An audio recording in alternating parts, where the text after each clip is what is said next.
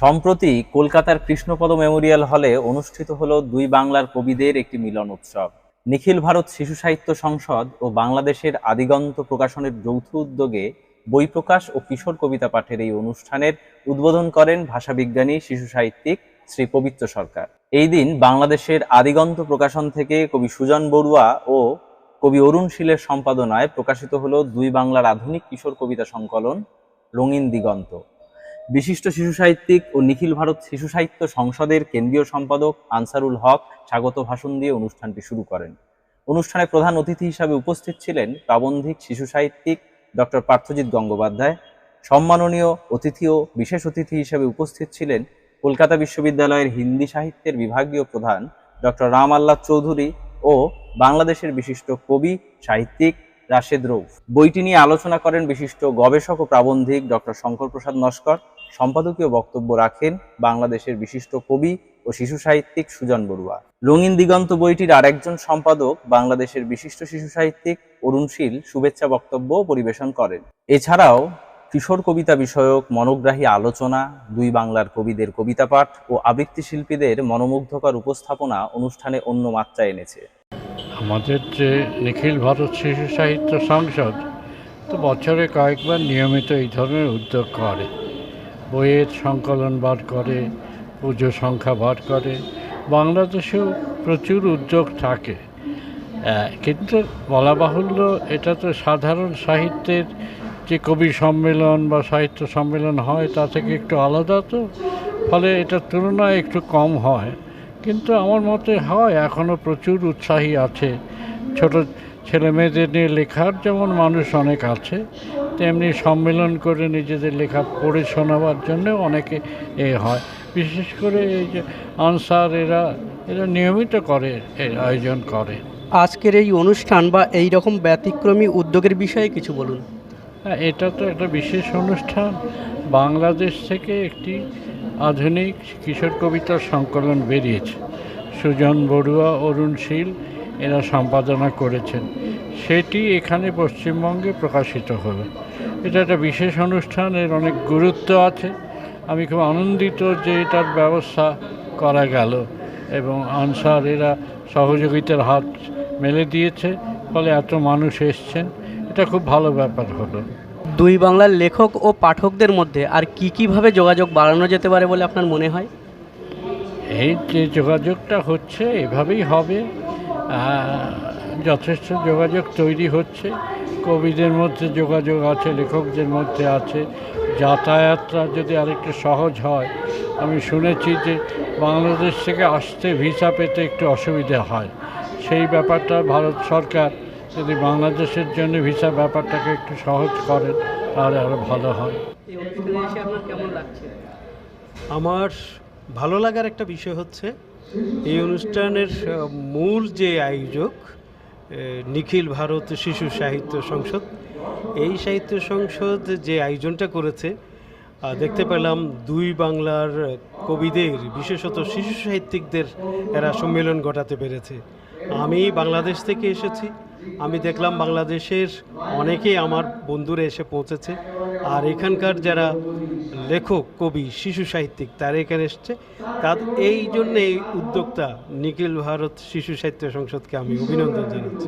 বর্তমান সময়ে দাঁড়িয়ে শিশু সাহিত্য নিয়ে কি একটু কম কাজ করা হচ্ছে? আপনার কি মনে হয়?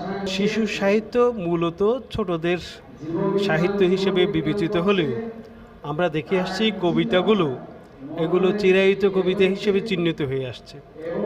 আমরা রবীন্দ্রনাথের থেকে শুরু যদি করি, রবীন্দ্রনাথের যে কবিতা আমাদের ছোট নদী চলে বাঁকে বাঁকে, বৈশাখ মাসে তার হাঁটু জল থাকে, কিংবা নজরুলের যে কবিতা থাকবো না কুবদ্ধ করে, দেখবো এবার জগৎটাকে কেমন করে ঘুরছে মানুষ যুগান্তরের ঘূর্ণিপাকে।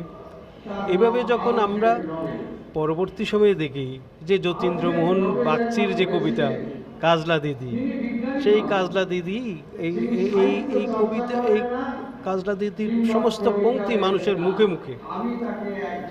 বাঁশবাগানের মাথার উপর চাঁদ উঠেছে ওই, মাগো আমার শোলক বলা কাজলা দিদি কই। এরকম কবিতাগুলো ধারাবাহিকভাবে কিন্তু চলে এসছে।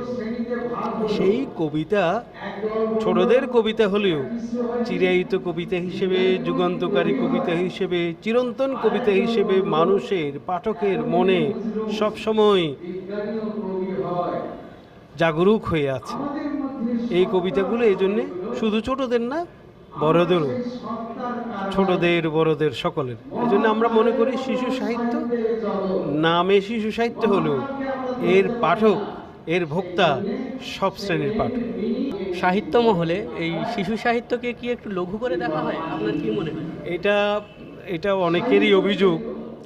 শিশু সাহিত্য, আমাদের শিশুরা যেমন অবহেলিত, আমাদের শিশু সাহিত্যকরাও কিন্তু ঠিক সেভাবে অবহেলিত। শিশু সাহিত্যের যে কাজ, যে নিবেদিত প্রাণ কিছু লেখক নিয়মিত কাজ করে যাচ্ছে, সেই কাজের মূল্যায়ন হয় অনেক দেরিতে। আমরা দেখেছি এই কাজগুলোর যে স্বীকৃতি, সেই স্বীকৃতি কাজ করতে করতে একেবারে মৃত্যুর কাছাকাছি, তখন তার স্বীকৃতি মেলে, অথবা অনেক সময় মরণোত্তর স্বীকৃতি মেলে। এটা এক ধরনের কিছুটা অবহেলার কথা, কিছুটা বঞ্চনার কথা, কিছুটা এড়িয়ে যাওয়ার কথা, এটাকেই কিন্তু বোঝা যায়। বর্তমান সময়ে দাঁড়িয়ে এই যে মোবাইল বা কম্পিউটারের মতো ডিভাইসগুলো আসার পরে শিশুরা যে বই থেকে অনেকটা দূরে চলে যাচ্ছে, এ ব্যাপারে বাবা মায়ের কীরকম ভূমিকা পালন করা উচিত বলে আপনার মনে হয়? আমরা তো আসলে সময়ের মানুষ, সময়ের দাবিকে আমরা উপেক্ষা করতে পারি না। বিজ্ঞানের এবং প্রযুক্তির যে উত্তরণ, সেই উত্তরণকে আমরা উপেক্ষা করতে পারি না। বিজ্ঞানের এইসব উত্তরণ আমাদের সমাজকে, আমাদের সমাজের নানা জায়গায় আমাদের জাকিয়ে বসবে, এটা মাথায় রেখে আমাদের কাজ করতে হবে। ইন্টারনেট, সামাজিক মিডিয়া, ফেসবুক, হোয়াটসঅ্যাপ, এগুলো কিন্তু আমাদের জীবনের অংশ হয়ে গেছে। এগুলোকে ইতিবাচক হিসেবে নিয়ে আমরা কিভাবে আমাদের ছোটদের বইমুখী করে তুলতে পারি, সেই বিষয়ে আমাদের প্রথম দেখতে হবে আমাদের মা বাবাকে, অভিভাবকদের, তারপর শিক্ষকদের। আসলে শিশুরা তো এখন মোবাইলে আসক্ত, সেই আসক্ত থেকে ওই জায়গায় থাকবে, ওখান থেকে আসতে পারবে না, ফিরিয়ে আনতে পারবে না মুখটা। কিন্তু তারপরও বই বিমুখ যেন না হয়, সেদিকে আমাদের অভিভাবক, মা বাবা, শিক্ষক, এদের একটু ভূমিকা পালন করতে হবে বলে আমি মনে করি। পশ্চিমবঙ্গ এবং বাংলাদেশের মধ্যে কোন শিশু সাহিত্যকে আপনি এগিয়ে রাখবেন? আমি ওভাবে বিভাজন করব না। আমরা রাজনৈতিক পরিবেশে একটা কাঁটাতার আছে, ওই কাঁটাতারের কারণে আমরা দুই বাংলা বলছি, ওইদিকে বাংলাদেশ, এদিকে পশ্চিমবঙ্গ বলছি। কিন্তু আমাদের দু দেশের সংস্কৃতি এক, ভাষা এক। আমরা আমাদের যে আবেগ প্রকাশ করি আমাদের ভাষা দিয়ে, সেই ভাষা এক। এদিক থেকে আমি মনে করি দুই বাংলার যে শিশু সাহিত্য, এটা অভিন্ন শিশু সাহিত্য, বাংলা ভাষার শিশু সাহিত্য। আমি তুলনার দিকে যাব না, তবে অঞ্চলভেদে যে আমাদের আন্তরিকতা বা উদারতার কথা বলি, সেটা কিন্তু দুই দিকেই কিন্তু সমান বিরাজমান। বাংলাদেশের শিশু সাহিত্য অনেকটা এগিয়ে গেছে তাদের যে সনিষ্ঠ আন্তরিকতা, এই কারণে। আর পশ্চিমবঙ্গের শিশু সাহিত্য এটার সঙ্গে আবার মিলেমিশে আছে বড়দের সাহিত্য। এই যে সব মিলিয়ে সাহিত্যের সব শাখাকে একত্র করা, মেলবন্ধন তৈরি করা, এটা কিন্তু আমাদের পশ্চিমবঙ্গের সাহিত্যের মধ্যে বেশি আমরা দেখতে। বাংলাদেশের শিশু সাহিত্য সম্পর্কে কিছু বলবেন? আমরা দেখেছি বাংলাদেশের শিশু সাহিত্য অনেক এগিয়ে গেছে। বিশ্বের বিভিন্ন দেশের শিশু সাহিত্যের সঙ্গে বাংলাদেশের শিশু সাহিত্যের যদি একটু তুলনা করি, তাহলে একটা জায়গায় এগিয়ে যাবে বাংলাদেশের শিশু সাহিত্য। সেটা হচ্ছে বাংলাদেশের শিশু সাহিত্যিকদের সামনে দুটো পর্ব আছে, একটা হচ্ছে বায়ান্নের ভাষা আন্দোলন, একটা হচ্ছে 1971-এর মুক্তিযুদ্ধ। এই দুটো অধ্যায় আমাদের শিশু সাহিত্যিকদের অনুষঙ্গ হিসেবে এসেছে। এরা পেয়েছে এই দুটো অধ্যায়কে। পৃথিবীর অন্য কোনো শিশু সাহিত্যিক এই সুবিধা, এই সুযোগ পায়নি, যার কারণে আমাদের বাংলাদেশের শিশু সাহিত্যিকরা মুক্তিযুদ্ধকে নিয়ে, ভাষা আন্দোলনকে নিয়ে যেভাবে কিশোর কবিতা, যেভাবে কিশোর গল্প, যেভাবে কিশোর উপন্যাস এবং ছড়া লিখে এগিয়ে গেছেন, অন্যান্য দেশের শিশু সাহিত্যিকরা তা থেকে বঞ্চিত। এভাবে বলবো বাংলাদেশের শিশু সাহিত্য উর্বর হচ্ছে দিন দিন, সমৃদ্ধ হচ্ছে দিন দিন, এবং এদের এই জায়গায় কর্মী তৈরি হচ্ছে এবং তারা নিজেরাই সমৃদ্ধ হচ্ছে। অনেক ধন্যবাদ আপনাকে আমাদেরকে সময় দেওয়ার জন্য। ধন্যবাদ। তরুণবাবু, এই অনুষ্ঠানে এসে আপনার কেমন লাগছে? অবশ্যই ভালো লাগছে, কারণ এটা তো আমি শিশু সাহিত্যিক, শিশু সাহিত্য নিয়ে যখনই কোনো জমায়েত হয়, যখনই যেখানে কথা হয়, আমি সেখানে প্রেজেন্ট থাকতে পারলে আমার খুব ভালো লাগে। শিশু সাহিত্য নিয়ে কি একটু কম কাজ করা হচ্ছে, আপনার কি মনে হয়? না, বর্তমান সময়ে শিশু সাহিত্য নিয়ে অনেক ভালো কাজ করা হচ্ছে, কারণ এখন বাংলাদেশ সহ পশ্চিমবঙ্গ সহ বাঙালি যারা আছেন বিশ্বে সব জায়গায় শিক্ষিত লোকের সংখ্যা বেড়েছে। আগে শিশু সাহিত্য করতে অনেকেই খুব কম সংখ্যক লোক করতেন এবং তারা যত্ন নিয়ে করতেন, যে আমাদের সুকুমার রায়ের কথা আমরা বলতে পারি, অনন্তসংঘ রায়ের কথা এরকম। কিন্তু এখন হচ্ছে সব শিক্ষিত লোক যারা শিশু সাহিত্যে ডক্টরেট করেছেন, যে আমাদের পার্থজিৎ গঙ্গোপাধ্যায়ের কথা, ডক্টরের আমাদের এই পবিত্র সরকারের কথা বলতে পারি, এবং আমাদের বাংলাদেশ হায়াত মাহমুদ ডক্টর আছেন, এরকম কথা বলতে পারি। এরাই শিশু সাহিত্য করছে, কারণ এখানে পবিত্র সরকার একটি কথা বলেছে, আপনারা শুনেছেন, সেটা হচ্ছে যে শিশুদের জন্য না লিখলে কোনো লেখকের কলম শুদ্ধ হয় না। তাহলে কলমকে পবিত্র করার জন্য, জীবনকে পবিত্র করার জন্য, আমাদের বাংলা সাহিত্যকে পবিত্র করার জন্য শিশু সাহিত্য করা দরকার, এবং শিশু সাহিত্য বেশি হচ্ছে। বর্তমান প্রজন্মের শিশুরা কি বই থেকে অনেকটা দূরে চলে যাচ্ছে ফেসবুক এবং বিভিন্ন রকম ইলেকট্রনিক্স ডিভাইস আসার পরে? এটাকে আমি ছোট্ট করে ব্যাখ্যা করি। আমাদের বাংলাদেশে একটা সংগঠন আছে, নাম হচ্ছে বিশ্ব সাহিত্য কেন্দ্র। ওখানে স্কুল ভিত্তিক বই পড়ানো হয়। ক্লাস 6-এর জন্য 16টা বই, 1 বছর, ক্লাস 10, 11 এবং 12 ক্লাস, এগুলো পড়ানো হয়। শিশুরা পড়ে লিখে মন্তব্য করে তারা পড়ার আগ্রহ বোধ করে। আমি সেখানে 13 বছর কাজ করেছি 22টি স্কুলে। আমি দেখেছি শিশুরা বই বিমুখ কখনো হয়নি, কখনো হবেও না, চিরতৃষ্ণা বইয়ের দিকেই যায়। কিন্তু আমাদের যে প্রযুক্তি, এটা যে এত বেশি উন্নত হয়েছে, এই প্রযুক্তিকে আমরা অস্বীকার করে কী করে? কৈশোর তো সেদিকেও যাবে। আমি কেউ প্রযুক্তি অস্বীকার করতে পারে না, শিশু সেদিকে যাচ্ছে, কিন্তু তারা কখনো বই বিমুখ নয়, গল্প বিমুখ নয়। আপনি একজন শিশুকে আমি একটি গল্প বলবো, এই কথা বললেই দেখবেন সে তার ডিভাইসটা রেখে আপনার গল্প শুনতে চলে আসবে। তাই শিশু কখনো বইমুখ হতে পারে না, তারা বইমুখ হয়নি।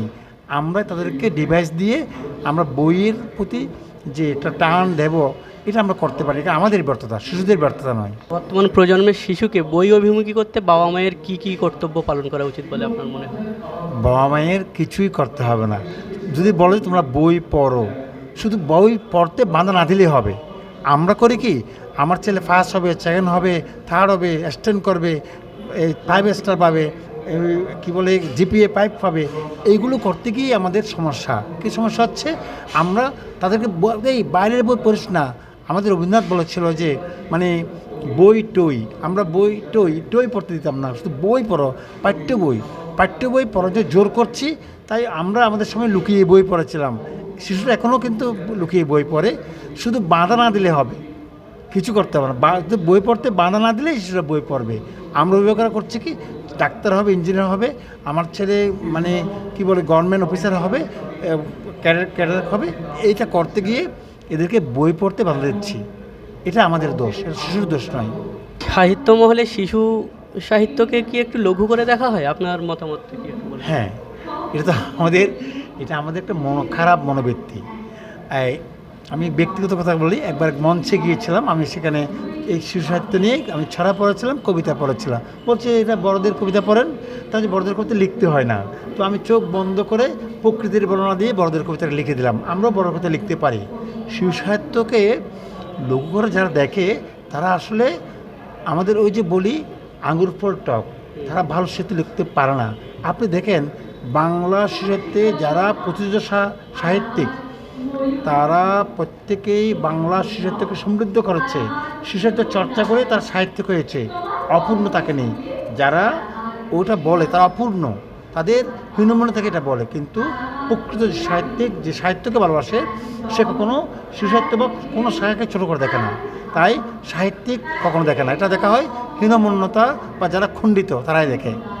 বাংলাদেশ থেকে এসে আমাদেরকে সময় দেওয়ার জন্য আপনাকে অসংখ্য ধন্যবাদ। আপনাদের অনেক ধন্যবাদ। আজকে যে উৎসবে এসেছেন, এই উৎসবকে রাঙিয়ে দিয়েছেন আপনারা, এটা নিয়ে বলতে দিয়েছেন, এই জন্য কৃতজ্ঞতা জানাচ্ছি। কী ধরনের বই লিখলে শিশুরা বইমুখী হবে বলে আপনার মনে হয়? আমার মনে হয় যে এটা আসলে কী ধরনের বই সেটা কোনো নির্দিষ্ট করে বলা যাবে না। লেখকের যে সৃষ্টি, যে একটা ক্রিয়া, সেই ক্রিয়াটি কারো নির্দেশ দ্বারা নিয়ন্ত্রিত হয় না। সেটা তার স্বপ্ন, তার যে সৃজন প্রতিভা, সেখান থেকেই এই ক্রিয়াটি চলে। এবং সেই হিসেবে আমার মনে হয় যে লেখকের যা লিখতে ভালো লাগবে সেটাই তিনি লিখবেন। তবে আমাদের এই সময়ে শিশুদের, যেহেতু তারা অন্য দিকে ধাবিত হচ্ছে, বিজ্ঞান প্রযুক্তির ডিভাইসের দিকে, সেই জন্যে আমাদের গুরুগম্ভীর বিষয়ের সঙ্গে হালকা বিষয়েও, যাতে ভূতের গল্প এবং অন্যান্য কার্টুনধর্মী গল্প, যাতে চমকপ্রদ জীবনের কথা থাকবে এবং তাদের নতুন কোনো চিন্তা চেতনার কথা থাকবে, তাদের বিজ্ঞান কল্পকাহিনীর কথা থাকবে, সেগুলো যদি আমরা লিখতে পারি তাহলে আমার মনে হয় এই সময়ে শিশুরা নতুন করে বইয়ের দিকে আবার আগ্রহী হয়ে উঠবে। বাংলাদেশের শিশু সাহিত্য চর্চা এবং পশ্চিমবঙ্গের শিশু সাহিত্য চর্চা, এই দুটোর মধ্যে কোনটাকে এগিয়ে রাখবেন? আসলে এটা খুব কঠিন প্রশ্ন। তবে যেহেতু আমি বাংলাদেশের শিশু সাহিত্যের সঙ্গে খুব ঘনিষ্ঠভাবে জড়িত, বাংলাদেশের শিশু সাহিত্য চর্চা করতে করতে আমি কলকাতা শিশু সাহিত্য পর্যবেক্ষণে রাখি সর্বক্ষণ। সেই হিসেবে আমার মনে হয় যে বাংলাদেশের শিশু সাহিত্যের সঙ্গে কলকাতা শিশু সাহিত্যের, মানে এপার বাংলা শিশু সাহিত্যের একটা মৌলিক পার্থক্য রয়েছে। সেই পার্থক্যটা হলো জীবনমুখিনতার পার্থক্য। আমরা আমাদের মুক্তিযুদ্ধকে আমাদের শিশু সাহিত্য রচনার একটা প্রধান অনুষঙ্গ হিসেবে গ্রহণ করেছি এবং এইখানকার যে শিশু সাহিত্যিকরা রয়েছেন তারা বেশিরভাগই একটু ফ্যান্টাসি নির্ভর গল্প বলার ক্ষেত্রে এবং প্রকাশের ক্ষেত্রে আগ্রহী বলে আমার মনে হয় এই জায়গাটাই একটু তফাৎ রয়েছে দুই দেশের যে রচনা, সেই রচনার ক্ষেত্রে, শিশু সাহিত্য রচনার ক্ষেত্রে। তবে আমার ভাষা শৈলীর দিক থেকে এবং সম্পাদনা শৈলীর দিক থেকে এইবার বাংলা শিশু সাহিত্য এগিয়ে রয়েছে বলে আমার মনে হয়। আমাদের ওখানে একটু অসম্পাদিত বই একটু বেশি প্রকাশিত হয়ে যায়। এটা ইচ্ছে করেই কোনো লেখক, কোনো নবীন লেখক ইচ্ছে করলো বই লিখে ফেললো, সেখানে কোনো নিয়ন্ত্রণ নেই। সেইটা একটু দৃষ্টিকটু আমার মনে হয় কখনো কখনো। এটার একটা নিয়ন্ত্রণ প্রয়োজন। এখানে সেই নিয়ন্ত্রণটা একটু বেশি আছে বলে আমার মনে হয় প্রকাশকরা একটা সম্পাদকীয় হাউসের মাধ্যমে, একটা সম্পাদনা পরিষদের মাধ্যমে পাণ্ডুলিপি নির্বাচন করেন। এটা আমার কাছে খুব সুখকর দিক বলে মনে হয়। আমাদের ওপারে এই চর্চাটা কম। সাহিত্য মহলে শিশু সাহিত্যকে একটু লঘু করে দেখা হয়, আপনার কি মনে হয়? শিশু সাহিত্যকে অবশ্যই একটা লগ্নি করার বিষয় আছে। আমাদের ওখানে যে মাসব্যাপী বইমেলা হয়, সেই বইমেলায় আমরা দেখেছি 70% বই প্রকাশিত হয় শিশু সাহিত্যের বই, এবং যত বই বিক্রি হয় তার থেকে প্রায় 55% শিশু সাহিত্যের বই বিক্রি হয়, আর 45% বই বিক্রি হয় বড়দের। সেই হিসেবে এখানে প্রকাশকরা লগ্নি করেন শিশু সাহিত্য প্রকাশের জন্য। আমাদের সব বড় প্রকাশনীর কাছে তাদের শিশু সাহিত্যের একটা শাখা আছে, যেখানে বড় বড় লেখকরা বয়স্ক জন সাহিত্যের পাশাপাশি শিশু সাহিত্য রচনা করে থাকেন প্রতি বছরই একটি দুটি, এবং তাদের বইগুলো জনপ্রিয় হয়। এবং আমাদের একজন লেখক আছেন মোহাম্মদ জাফর ইকবাল, তিনি সার্বক্ষণিকভাবে শিশু সাহিত্য রচনা করেন এবং আমাদের খুব জনপ্রিয় লেখক তিনি মোহাম্মদ জাফর ইকবাল। বিজ্ঞান কল্পকাহিনী প্রধানত লেখেন এবং জীবন ঘনিষ্ঠ লেখাও লেখেন। আপনাকে অনেক ধন্যবাদ জানাই, আর আপনার এই মূল্যবান সময় থেকে আমাদেরকে সময় দিয়েছেন তার জন্য আপনাকে অসংখ্য ধন্যবাদ। আপনাদেরও ধন্যবাদ। আজ এই অনুষ্ঠানের মূল উদ্দেশ্যটা কী ছিল? নিখিল ভারত শিশু সাহিত্য সংসদ এবং আদিগন্ত প্রকাশনী, এই দুটো যৌথ উদ্যোগে, দুই সংগঠনের যৌথ উদ্যোগে রঙিন দিগন্ত পত্রিকার প্রকাশ পেল। আমাদের মূল উদ্দেশ্য যে এই যে শিশু কিশোর সাহিত্য, বিশেষ করে কিশোর সাহিত্য, তারা কিশোররা আজকে কোন জায়গায় আছে তাদের একটা দিশা দেখানোর একটা পথ আমরা বাতলে দিতে চাই। তাই একটা সংকলনের মাধ্যমে বিভিন্ন কবিতা, বিভিন্ন লেখকের লেখা কবিতা, বিভিন্ন কবির কবিতা দিয়ে আমরা এটা সাজিয়ে দিয়েছি। অত্যন্ত এক অগোছালো সময়ের মধ্যে আমরা এগিয়ে চলেছি। আমরা চাই যে আধুনিক প্রজন্মের, এই প্রজন্মের ছেলেমেয়েরা তারা একটা সুস্থির সময়ের দিকে এগিয়ে যাক, তারা একটা ভালো দিশা পাক, ভালো একটা পথ পাক, যে পথ ধরে তারা আগামীর আলোর দিকে এগিয়ে যেতে পারবে। শিশু সাহিত্য নিয়ে এই ধরনের উদ্যোগ কি খুব কমে আসছে, আপনার কি মত? শিশু সাহিত্যের উদ্যোগ কমছে না, শিশু সাহিত্যের উদ্যোগ ঠিকই আছে, তবে অনুষ্ঠানের মান অনেকটাই তলানিতে ঠেকছে। যারা 4 লাইনের কবিতা লেখে তারা একটা পত্রিকা বের করলো, হয়তো কবিতাটি খুব একটা গ্রহণযোগ্যতা পেল না, কিন্তু নানা অনুষ্ঠানের মাধ্যমে সেগুলো হাততালি পড়ছে খুব, কিন্তু সার্বিকভাবে ছোটদের খুব একটা লাভ হচ্ছে না। সেই জন্য আমরা চাচ্ছি, নিখিল ভারত শিশু সাহিত্য সংসদ চাচ্ছে যে আমরা একটা সুস্থির সময়ে ভালো জিনিস ছোটদের হাতে তুলে দেওয়া। আজকের এই অনুষ্ঠান একটা ব্যতিক্রমী অনুষ্ঠানও বলা চলে, এ নিয়ে আপনার মতামত? অবশ্যই ব্যতিক্রমী। আপনারা দেখুন, আমাদের বাংলাদেশ থেকে যারা এসছেন, রাশেদ রৌফ, কবি রাশেদ রৌফ এসছেন, সুজন বড়ুয়া এসছেন, আমাদের অরুণ শীল এসছেন, এবং এছাড়া আমাদের এখানকার ছিলেন কবি পবিত্র সরকার, আমাদের শ্রদ্ধেয় অভিভাবক পবিত্র সরকার, এবং যারা বর্ষিয়ান কবি এসছেন, আমরা সেই অপূর্ব কুমার কুণ্ডু, উত্থানপদ বিজলি, অচিন্ত সুরাল থেকে সবাই শুরু করে আমরা যে সমস্ত কবিদেরকে পেয়েছি, সেই কবিরা কিন্তু আমাদের প্রণম্য। আমরা অত্যন্ত আনন্দিত, তাদের কবিতা শুনেও আমরা অত্যন্ত খুশি হয়েছি। শিশু সাহিত্যের ক্ষেত্র প্রসারিত করতে আগামীতে কোনো উদ্যোগ বা কোনো পরিকল্পনা নিয়েছে? আগামীতে আমাদের পরিকল্পনা নেওয়া হয়েছে, আমাদের অল ইন্ডিয়া সম্মেলন হবে পুরীতে, সেটা আমাদের 2025-এর হয়তো গোড়ায় হতে পারে। দিল্লিতে আমাদের সম্মেলন হচ্ছে এই বছরের শেষের দিকে, অক্টোবর নভেম্বরের দিকে। একমাত্র শিশু সাহিত্য, কিশোর সাহিত্যের উন্নতিকল্পে আমাদের এই উদ্যোগগুলো যাতে ফলপ্রসূ হয়, আমরা আপ্রাণ চেষ্টা করে যাচ্ছি। আমার ডান দিকে আছে কবি জ্যোতির্ময় সর্দার, আমাদের দক্ষিণ 24 পরগনা জেলা সংগঠনের সভাপতি।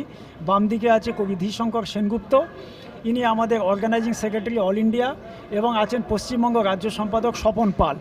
আমরা যৌথ উদ্যোগে এবং আমাদের সঙ্গে যারা আছেন তাদেরকে নিয়ে আমরা এগিয়ে যেতে চাই, তাদেরকে আমরা আলোর দিশা দেখাতে চাই। দুই বাংলার লেখক এবং পাঠকদের মধ্যে আর কি উপায়ে যোগাযোগ বৃদ্ধি করা যায় বলে আপনার মনে হয়? আমার মনে হয় সাহিত্যই তার একমাত্র সাঁকো, সাহিত্যই অবলম্বন। আমরা দাগ মানি না, ভাগ মানি না, কাঁটা তারের বেড়াও মানি না। আজকে যেমন বাংলাদেশ থেকে ঝকঝকে একঝাঁক তরুণ কবি সাহিত্যিক এসছেন, আমরাও চাই আমাদের এই বাংলা থেকে ওখানে যাক। আমি তো ব্যক্তিগতভাবে 8-10 বার ঢাকায় গিয়েছি সাহিত্যের টানে, কবিতা উৎসবের টানে, চট্টগ্রাম গিয়েছি, কিশোরগঞ্জ গিয়েছি। সেই রকম সেখান থেকেও মানুষজন আসছেন। আমাদের এই সাহিত্যের মেলবন্ধন এইটা যত দৃঢ় হবে, তত আমাদের ভালো হবে, শিশু কিশোরদের মঙ্গল হবে। এরকম একটা অনুষ্ঠান আয়োজন করে আপনি মন থেকে কতটা সন্তুষ্ট? মন থেকে আমি সবাইকে পেয়ে অত্যন্ত সন্তুষ্ট, আমি অত্যন্ত আনন্দিত যে তোমরা যারা এসছো, পুরো টিম, ইয়াং জেনারেশান, সব থেকে আমার ভালো লাগে এই তরুণ প্রজন্মের ছেলেদের। এরাই হচ্ছে ভবিষ্যতের সম্পদ, এরাই অনেক কিছু দিতে পারবে।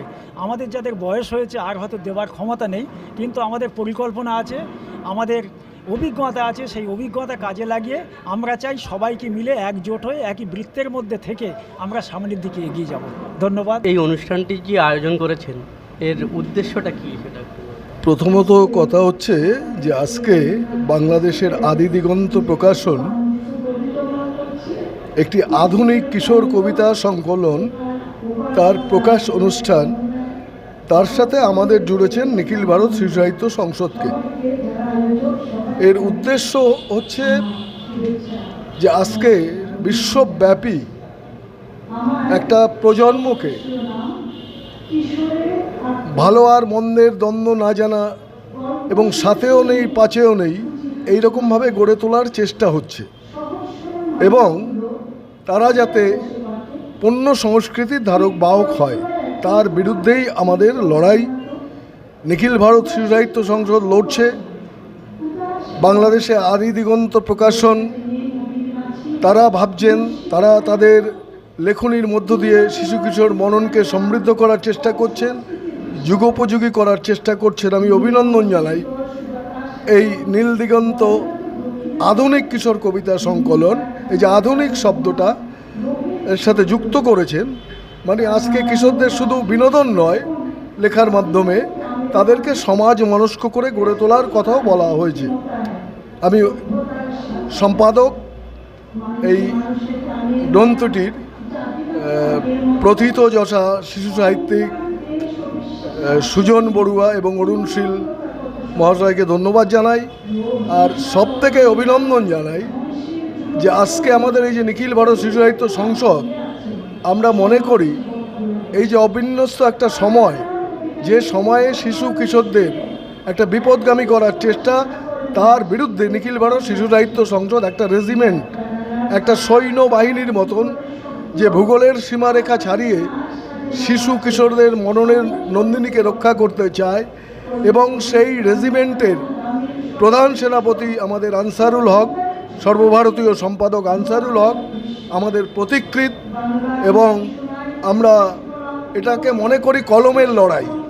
এই লড়াইয়ের মধ্য দিয়ে এই অবিন্যস্ত সময়ের মুখোমুখি আমরা দাঁড়াবো এবং আমরা জানি যে একটা নিকষ কালো অন্ধকার সময়, কিন্তু আমাদের সৃজনের মধ্যে দিয়ে আমরা শিশু কিশোরের মননের নন্দিনীকে রক্ষা করব, এই বিশ্বাস আমাদের আছে। অভিনন্দন জানাই বাংলাদেশ থেকে যারা এসছেন সবাইকে, অভিনন্দন জানাই নিখিল ভারত শিশু সাহিত্য সংসদের আমাদের প্রতিকৃত, আমাদের যে রেজিমেন্ট তার প্রধান শ্রদ্ধেয় আনসারুল হক মহাশয়কে, সর্বভারতীয় সম্পাদক। তিনি আমরা সব তার সেনা হয়ে কাজ করছি, কলম সেনা, শব্দ সেনা যাকে বলে। এবং এই অনুষ্ঠান শুধু আজকে নয়, যতদিন পর্যন্ত এই পৃথিবীতে এই অশুভ শক্তি থাকবে, শিশু কিশোরদেরকে বিপদগামী করার চেষ্টা করবে, সমাজকে অশুভ পথে নিয়ে যাওয়ার চেষ্টা করবে, তার বিরুদ্ধে কলমের লড়াই চলবে। আমরা থাকলেও চলবে, না থাকলেও চলবে, আমি থাকি না থাকি, আনসারুলদার থাকুক না থাকুক, নিখিল ভারত শিশু সাহিত্য সংসদ থাকবে। শিশু সাহিত্য নিয়ে এই ধরনের উদ্যোগ কি একটু কমে আসছে? কমে আসার বিষয়টা নয়, কমে তো আসছে, কমে আসার চেষ্টা করে যাচ্ছেন এবং সমাজকে যারা বিপদগামী করতে চায় তারা এই ধরনের অনুষ্ঠানে বিরোধিতা করছে। তবুও কমে আসছে বলবো না। আমাদের নিখিল ভারত শিশু সাহিত্য সংসদ যেমন, আমাদের 18টি জেলায় আমাদের সংগঠন রয়েছে, সেখানে কলম শব্দ সেনারা লড়ছেন। এবার একটা বিষয় হচ্ছে যে আমরা লিখছি, কিন্তু অনেকে বই কিনছেন, কিন্তু পাঠকে আমরা পরিণত করতে পারছি না। এটা আমরা ভবিষ্যতে যাতে আমরা স্কুলগুলোকে ধরতে পারি, আমাদের যে লিখনি, আমাদের যে দর্শন, সুন্দর শৈশব চাই, সুন্দর কৈশোর চাই, তাকে নিয়ে ছোট ছোট ছেলে মেয়েদের কাছে সংগঠিতভাবে তো স্কুলগুলো অনেক ছাত্রছাত্রী আসে, এইভাবে আমরা এগিয়ে যেতে পারি। চেষ্টা চলছে এবং চেষ্টাটা খুব কঠিন, তবু আমরা আশাবাদী যে অন্ধকারের শেষে আলো উঠবে, সূর্য উঠবে এবং সভ্যতার সবসময় এগিয়ে যায়, পিছিয়ে যায় না।